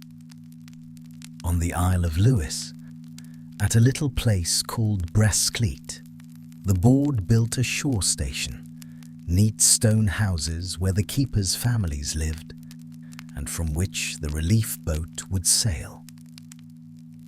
A brand new light, state of the art, burning barely 1 year, 370-some days, when it went dark. But a lighthouse, in 1900, is not a machine you switch on. It's a household. So before December comes, let's climb those steps and see what living up there was actually like. A lighthouse at the end of the 19th century ran on 3 things: oil, routine, and an almost monastic tolerance for your 2 co-workers. The Flannan light was kept by a rotating team, several keepers taking turns, weeks out on the rock and then a turn ashore at Bresclete with their families. But the rule was absolute: 3 men on the island at all times. Always 3. The light must never, ever be left untended. That was the Northern Lighthouse Board's most sacred regulation, the one rule above all rules. Hold on to that one too. The work itself was endless in the way that quiet work is endless. The great lamp burned oil through wicks that had to be crimmed, in the keeper's own word, every single day. The oil fountains had to be filled, the brass polished, the enormous lens cleaned until it was invisible. Every morning at 9, readings were taken: barometer, thermometer, the state of the wind, all of it noted down, first on a slate in the day's rough hand, and then copied neatly into the official logbook. Think about your own morning routine for a moment. The alarm, the snooze button, the staring into the middle distance waiting for the kettle. Now imagine that routine, except the kettle is a half-ton lamp. The commute is 160 steps in a gale, and if you skip a day, ships die. It does rather reframe the snooze button. And the isolation was total in a way that's genuinely hard to picture now. There was no radio. Wireless telegraphy existed, but it hadn't come to the Flannans. There was no cable. If the keepers needed help, their entire communications network was a flagpole. On the Isle of Lewis, 20 miles away, the board paid a gamekeeper named Roderick Mackenzie to watch the island. Him and in practice his 2 teenage sons, who would squint through a telescope at the horizon each day and note in a book whether they could see the light burning at night. That was the system: 3 men, a flag, and 2 boys with a telescope. It worked fine, mostly, except in December, when the haze off the sea could swallow the island whole for days at a time, and the watchers on Lewis would faithfully record that they could not see the light, the tower, or, on the bad days, the island it stood on. Every couple of weeks, weather permitting, 3 words that did a great deal of work out there, the Hesperus would appear on the horizon with supplies and mail and a fresh face for the rotation. Relief Day was the island's entire social calendar. The boats standing off the landing, the cranes swinging boxes ashore, the little railway clanking its cargo up the slope. News from Brasclita shouted over the noise of the swell. Letters from wives. Tobacco. The world delivered in crates.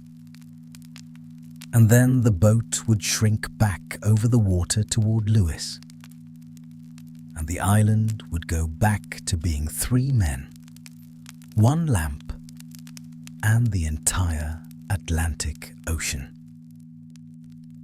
Picture it from the lamp room at dusk. The whole Atlantic going dark. The first stars over the water. The lamp catching. The beams swinging out across 20 miles of empty sea. There were worse offices. There were also, as we're about to see, very few lonelier ones. So that's the rock. And that's the work. Now for the part of the story that matters most and gets told least. The men. In December of 1900, 3 keepers stood the watch on Eilean Moor. The principal keeper was James Ducat. He was the man in charge, a career keeper, careful and experienced, with a wife and 4 children back at the shore station. The Lighthouse Board's superintendent, a man named Robert Muirhead, had picked Ducat for the Flannans personally, and he chose him the way you choose someone for the job nobody can check up on, because he was one of the best they had. The second assistant was Thomas Marshall, a younger man. And here we should mention one small thing about Thomas Marshall, one little administrative detail that sat in his record. He had once been fined 5 shillings, call it a chunk of a week's pay, because in a sudden gale, some of the station's equipment had been washed away on his watch. 5 shillings. Remember the 5 shillings. It is one of the saddest details in this entire story, and it doesn't look like anything at all yet. And the third man was Donald MacArthur, and Donald MacArthur was not even supposed to be there. He was the occasional, the substitute. The regular first assistant, William Ross, had fallen ill, and MacArthur, an older man, a seasoned sailor with a wife and 2 children of his own, and a local reputation as a man you did not pick fights with, was filling in. A relief shift. A favor, more or less. He stepped onto the rock as a stand-in, and he stepped into one of the great mysteries of the sea. Superintendent Muirhead knew all 3 of them, not from files, but personally. He had recruited each man himself, and the summer before, in 1899, He had lived out on the island with them for over a month while the station was being finished. He knew how they took their tea. None of these men was famous. None of them was supposed to be. They were workmen of the most reliable kind, keeping a lamp lit on the edge of the map so that strangers they would never meet could sail past safely in the dark. That's the whole job. That was the whole plan. Do the work, keep the light, go home to Clougherty when your turn came. December had other ideas. So let's go to the records, the real ones this time, and walk through what they actually say.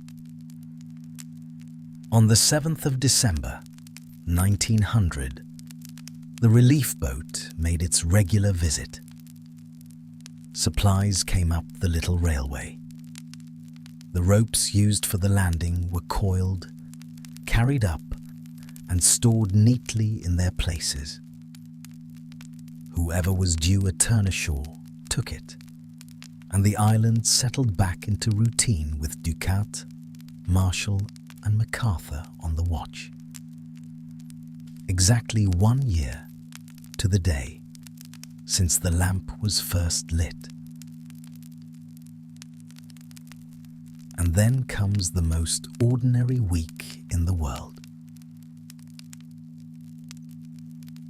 The logbook, the real logbook, runs through the 13th of December, and it is exactly as thrilling as a lighthouse logbook is supposed to be. Weather, readings, duties done. The slate, where the rough notes went before being copied in fair, carries the details for the 14th and then for the morning of the 15th. Barometer, thermometer, the wind, and the time the lamp was put out at dawn, all noted at 9 in the morning, in James Ducat's hand. No fear, no storm of the soul, no God is over all. Just a working morning on a working rock, written down by a careful man in the usual way. If you want to know what the 15th of December was supposed to be, you only have to look at any of the days before it. The lamp lit at dusk, the watches divided, the long hours in the lamp room with the beam wheeling overhead. The readings at 9. Breakfast. The wicks, the brass, the slow afternoon. Day after day after day, the same small wheel of tasks turning.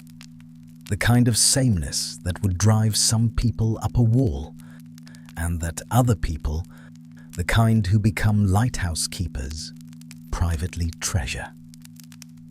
The 15th began as one more turn of that wheel. And the housework tells the same story, if you'll let it. Picture the scene as the evidence later fixed it.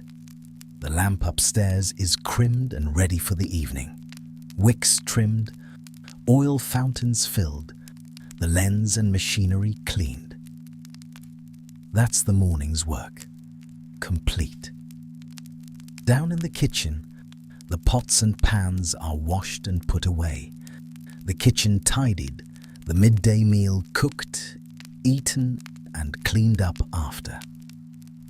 Everything in its place. If you have ever washed up after lunch, you know the exact texture of that moment. The small, satisfied pause of a household squared away, the afternoon ahead. It is somewhere in that afternoon, the afternoon of Saturday, the 15th of December, 1900, after a finished lunch and a tidied kitchen, that the record of 3 men's lives simply stops. Not with an entry, not with a sign. The way a sentence stops when the ink runs out mid-word. Nobody on Earth knew it yet. The island kept its silence. The haze kept the watchers on Lewis blind, and the lamp upstairs sat clean, full, and ready to be lit, waiting for hands that were not going to come. But out on the dark Atlantic that very night, one ship was about to notice. Around midnight on the 15th of December, a steamer called the Arctur was beating her way towards Scotland, inbound from Philadelphia. Her captain, a man named Holman, knew this stretch of water, and he knew exactly what should be out there in the dark off his bow, the new Flannan light, sweeping its 20-mile beam. He looked for it. It wasn't there. He looked again, in conditions where he was satisfied he should have seen it plainly, and the place where the light should have been was simply a darker piece of the dark. He noted it in the ship's log and sailed on, which sounds cold until you remember that there was nothing else a ship could do. The Arctur reached port days later, on the 18th, and the report began its unhurried journey through the proper channels toward the Northern Lighthouse Board, moving at the speed of paper, which is the only speed anything moved in 1900. Meanwhile, the weather, with what can only be described as a sense of dramatic timing, slammed the door. The relief tender Hesperus, the little ship whose job it was to ferry keepers and supplies from Brestclete, was due to sail for the Flannans on the 20th. She couldn't. A run of ferocious Atlantic weather pinned her in port, day after day. The same brutal stretch of December that was mauling fishing fleets up and down the Scottish coast. The sea had closed the road. And so for 10 nights, the Flannan lights stayed dark, and the world failed to notice in the most human way imaginable. The watchers on Lewis squinted through their telescope and saw nothing. But in a December haze, they often saw nothing. Some days they couldn't see the island at all, never mind the lamp. So a dark light and an invisible one look exactly alike in the logbook. The report from the Arctur crept along its paper road. The Hesperus strained at her moorings. Nobody panicked, because at every single point there was a perfectly reasonable explanation for the silence. Distance, haze, weather, Christmas. The gaps all lined up, and through those gaps, 10 entire nights slid past, with a lamp standing clean and ready at the top of a tower, and no one to light it. If you want a lesson in how the world loses track of 3 men, it is not negligence, and it is not ghosts. It's haze. It's paperwork. It's weather.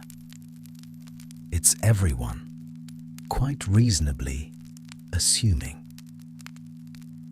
Then, on the day after Christmas, the sea finally allowed it. The Hesperus put out from Brestclete and steamed west. She reached the Flannan Isles around noon on the 26th of December, and the wrongness announced itself before anyone said a word. There was no flag on the flagpole, the standard signal of a station ready for its relief.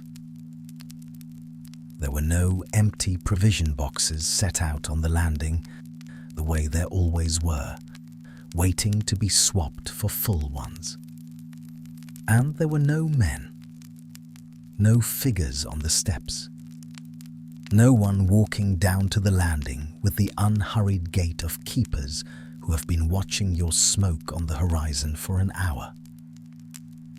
The island simply stood there, white tower on dark rock, offering nothing.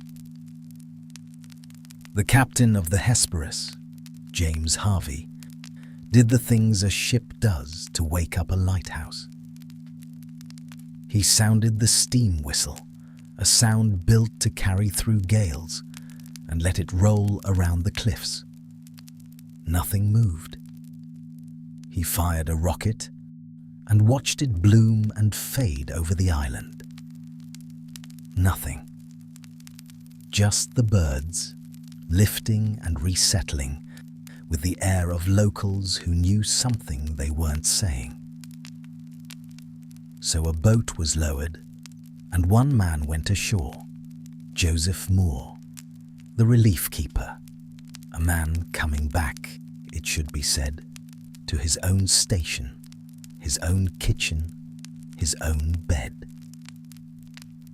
What he did next, he wrote down 2 days later, and we have his actual letter, so this part of the story you may have exactly as he told it. He came up from the landing to the entrance gate. Closed. The main door. Closed. The door inside that one. Closed too. The kitchen door stood open. And in his own words, "On entering the kitchen, I looked at the fireplace and saw that the fire was not lighted for some days." He went on, room by room, through a house gone cold, found the beds empty, just as they left them in the early morning. And then the sentence that ends every argument about what Joseph Moore understood, standing alone in that cold, tidy house, listening. I did not take time to search further, for I only too well knew something serious had occurred. He went back down for help. It says something that he didn't want to be in there alone, and returned with 2 of the ship's men. They searched the lighthouse, then the island, every corner of it. 40 acres of rock, and you can search the whole thing in an afternoon. Every gully, every slope, every ledge the cliffs allowed. 3 keepers. Not one of them. Not anywhere. That evening, Captain Harvey sent the telegram that broke the news to the world, and its plain working man's grammar carries more dread than the legend ever managed. A dreadful accident has happened at the Flannans. The 3 keepers, Ducat, Marshall, and the occasional, have disappeared from the island. He left Moore there, back in that house, with 3 volunteers from the ship to help him, and that same night they lit the lamp. 10 dark nights, and then the Flannan light came back on, tended by a man who had just searched an empty island for his friends. So what was actually inside that lighthouse? Because this is where the legend and the record part company, and the record deserves its turn. The kitchen was clean. Not abandoned mid-meal, the opposite. Moore said it himself. The kitchen utensils were all very clean, which is a sign that it must be after dinner sometime they left. The pots washed, the kitchen tidied. Whatever happened, happened to men who had finished their lunch and washed up after it, which is somehow worse, isn't it? A half-eaten meal means the disaster came to them. A clean kitchen means they walked out to meet it. The beds were unmade, exactly as men leave them in the early morning, intending to be back by nightfall. The lamp upstairs was crimmed, filled, and ready to light. And the clocks, yes, the clocks really had stopped. That part is true, and it's in Captain Harvey's own telegram, but not the way the legend tells it. The clocks hadn't frozen at some fatal stroke of doom. They were ordinary wind-up clocks, and they had simply run down, because for more than a week there had been no one to wind them. To the searchers, the silent clocks weren't an eerie clue, they were a calendar. The accident, Harvey wired, must have happened about a week ago. The clocks weren't marking the moment time stopped. They were counting the days the island had spent empty, which is not spookier than the legend. It is sadder, and it is true. And then, the detail that no storyteller has ever been able to improve on, because it needs no improving. By the door, on its peg, hung a coat. Donald MacArthur's coat, his only coat, the one he always wore. Two of the men, the evidence showed, had gone out dressed for the sea. Boots, oilskins, waterproofs. The third had gone out into a Hebridean December in his shirt sleeves. A man does not forget his coat on that island in that month. A man leaves his coat on the peg for one reason, because in the moment he went through that door, the coat did not matter. 3 men. Boots, oilskins, shirt sleeves. A clean kitchen, a ready lamp, a row of clocks run down, and a coat on a peg. The island had been searched from edge to edge, and the sea around it said nothing at all. The house had no answers, but the island had one more thing to show them on its western side. 3 days later, on the 29th of December, Superintendent Robert Muirhead arrived to investigate, the same Muirhead who had hired all 3 men, the man who had spent a month living beside them on that rock. He came to do the saddest version of a familiar job, to walk his own station and read what the island had written. On the east side, nothing.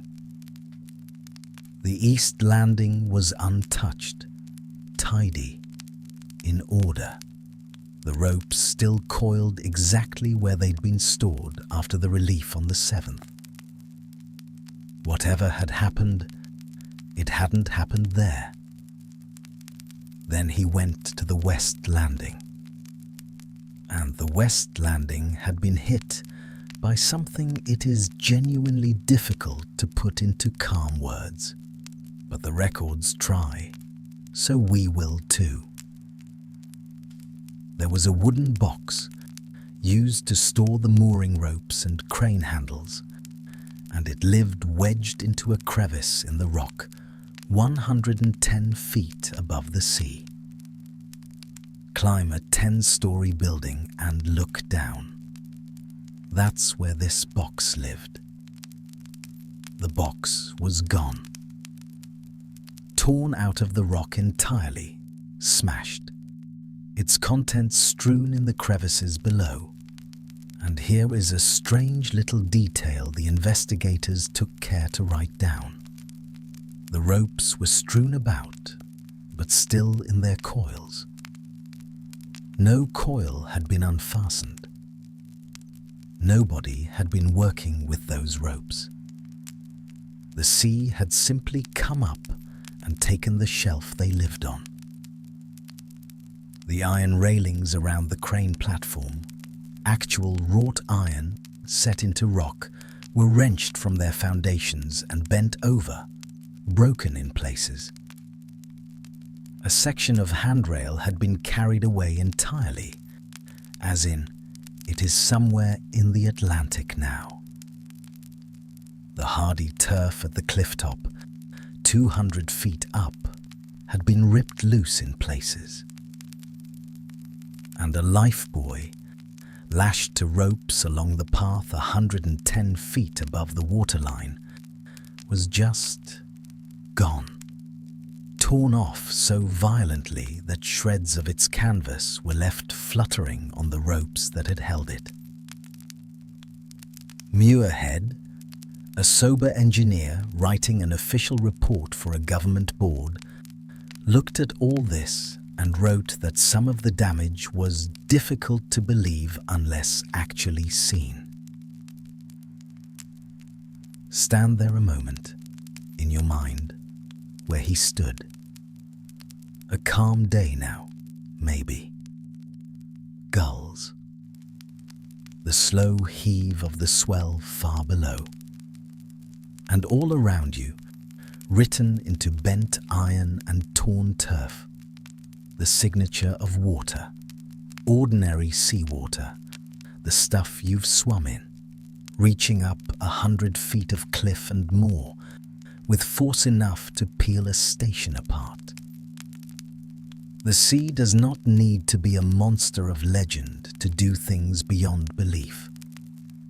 It only needs December, deep water, and a wall of rock shaped exactly wrong, or exactly right. That was the evidence. Box, railings, lifebuoy, turf. It pointed one way, and we'll follow it there shortly.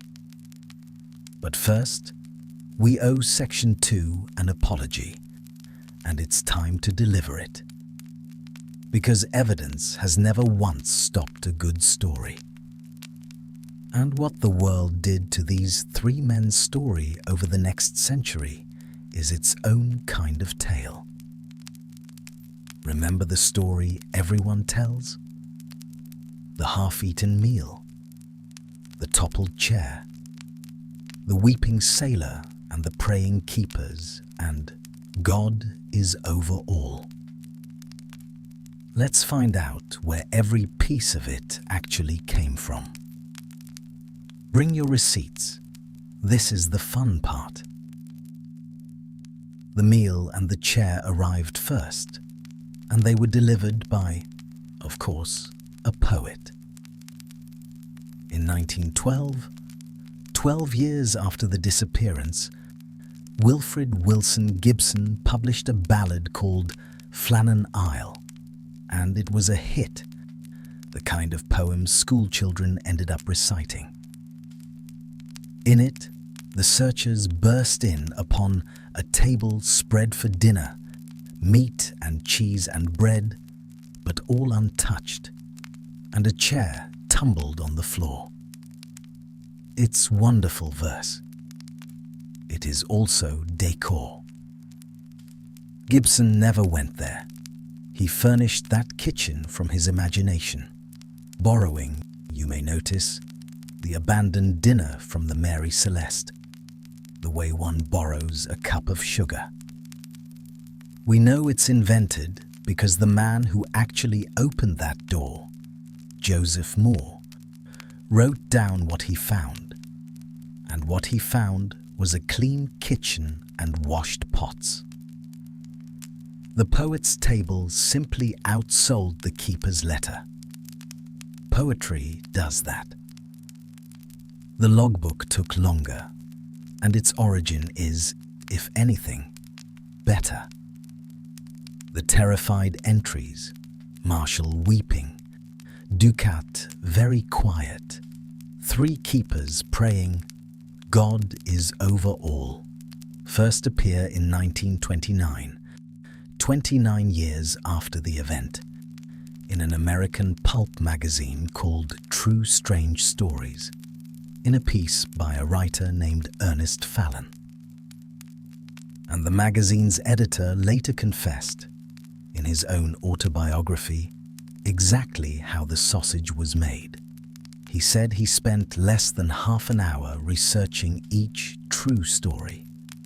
And I quote, "All I needed for a true story were a few unusual facts, a name or two, a place or two. That's it." That's the provenance of the most quoted evidence in this whole mystery. A deadline, a name or two, a place or two. The fabricated log even describes a monstrous storm raging on the 12th and 13th of December, days when the actual weather records for the area show nothing of the kind. The real log's final written entry, from the 13th, contains no weeping, no praying, and no farewell to the Almighty. It contains the weather. Lighthouse keepers, it turns out, wrote about lighthouse keeping. And once the island had a furnished kitchen and a haunted logbook, the theories arrived like gulls to a fish cart. A sea serpent had plucked the men from the rock, a serpent, apparently, with a strict 3-keeper diet. They had been carried off by foreign spies, because if your espionage program has one priority, it's Hebridean lamp trimmers. They had faked the whole thing and sailed away to start new lives, 3 married men, choosing to begin their disappearance from the single most inconvenient location in the British Isles.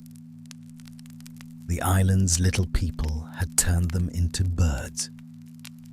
And the locals, who had 1,000 years of head start on all of them, nodded toward the old story. The phantom of the 7 hunters had come for them in its ghostly boat, the island, collecting on a debt. People are wonderful. Not one of these theorists could explain a bent iron railing, but all of them knew exactly what the keepers had felt in their final hour. And do notice what every single invention has in common: the meal, the chair, the frozen clocks, the weeping, the praying. All of it exists to put fear inside that lighthouse. The record refused to provide any, you see. The kitchen was clean, the log was calm, the men were workmen who finished lunch. The world looked at that quiet, and it could not bear it. When the sea won't say, people write their own answer, and they always write it louder than the truth. So let's set every invention aside, all of it, and ask the only question that was ever worth asking. Not, what did the ghost want? Just, what does an honest reconstruction look like? Here is what Robert Muirhead concluded in his official report, written in January 1901. And remember, this is a man reconstructing the deaths of 3 friends. From the evidence, he was satisfied that the men had been on duty up to dinner time on Saturday, the 15th of December. That after their meal, Ducat and Marshall had gone down to the west landing to secure the box of ropes, the box wedged in its crevice 110 feet up. And then, in his words, which have never needed improving. An extra large sea had rushed up the face of the rock, had gone above them, and coming down with immense force, had swept them completely away. A wave. Not a metaphor. A particular kind of monster. The west side of that island is built to manufacture. Remember the geos? Those deep, narrow gullies from the start of our story. The west landing sits in one, and that geo ends in a cave. In a heavy swell, water rams into that cave under pressure and detonates back out. And a big enough sea can surge up the gully and arrive, vertically, in places men had every reason to believe were safe. The damage said so. 110 feet up, the sea had already been there. But why were they out there at all, in weather like that?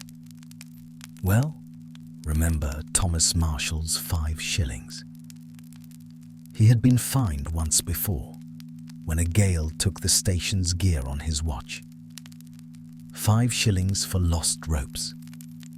So when the glass dropped and the sea got up, and the rope box on the west side was in the path of it, Marshall had one very human, very specific reason not to wait.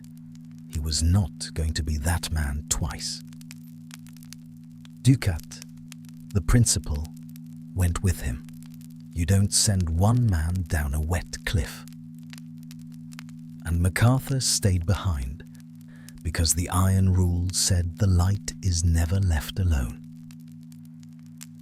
Then, and this last step is reconstruction, honestly labelled, something made Donald MacArthur go through that door without his coat. The most widely held reading, and the one the evidence leans toward, is also the simplest. From up at the station, he saw it coming. A set of waves, building out of the west, the kind you see from high ground before the men below ever could. And a brawler, a hard old sailor with a wife and 2 children, looked at that sea, looked at the iron rule, and did not hesitate long enough to take his coat off the peg. He broke the one rule above all rules, left the light untended, and ran downhill to warn his friends. The same sea took all 3. Is that certain? No. And this is the part we say plainly, because this story has earned plain speaking. It is probable, not proven. Documented, the men, the duties, the damage, the dates. Probable, the wave, the errand, the warning run. Unknown, permanently, honestly unknown, the final few minutes. No one saw it. The sea kept the proof, and a century of asking has not changed its mind. But notice what the honest version holds that the legends never did. No terror in the night. No weeks of weeping and praying. Just 3 steady men. A routine chore turned deadly by extraordinary water. And at the center of it, if the reading is right, a man who ran out into a December gale in his shirt sleeves because his friends were on the cliff and the sea was coming. The legend gave them fear. The evidence gives them courage. People rarely mention that trade when they tell this story. You'll know better now. So here you are, at the end of it, and you made it all the way out past the haze and the headlines to the quiet place where the true story lives. Say their names once, the way the telegram did not have room to. James Ducat, principal keeper, who left a wife and 4 children. Thomas Marshall, second assistant, who was never going to lose the board's ropes again.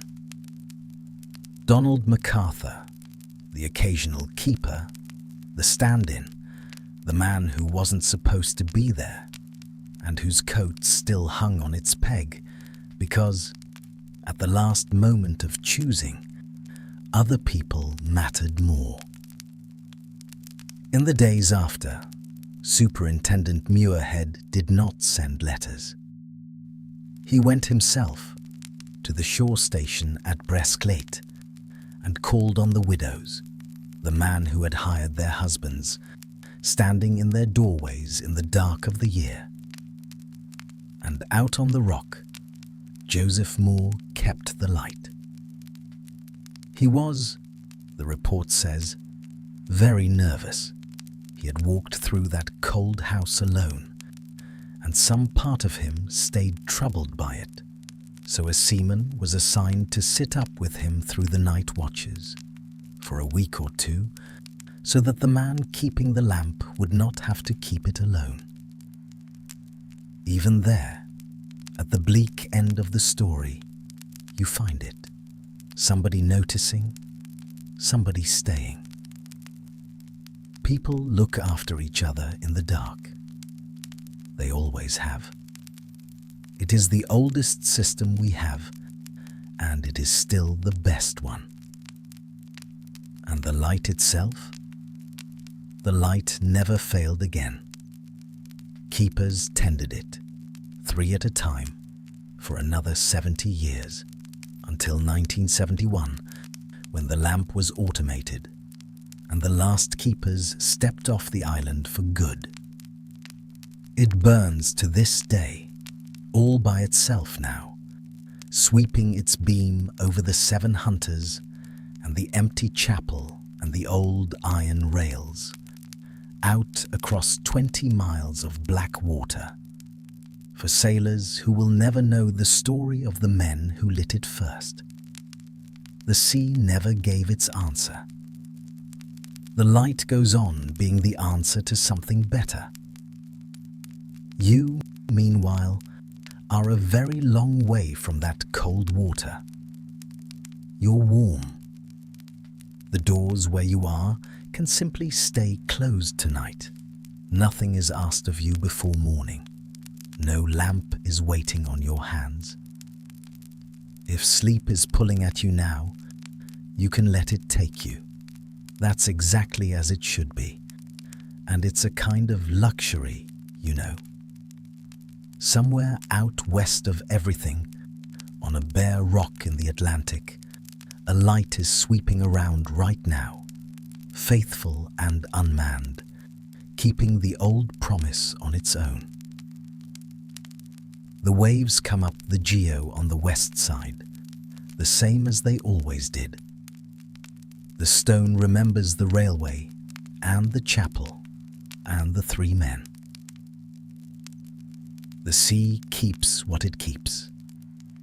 The light keeps everything else. Sleep well. You made it through.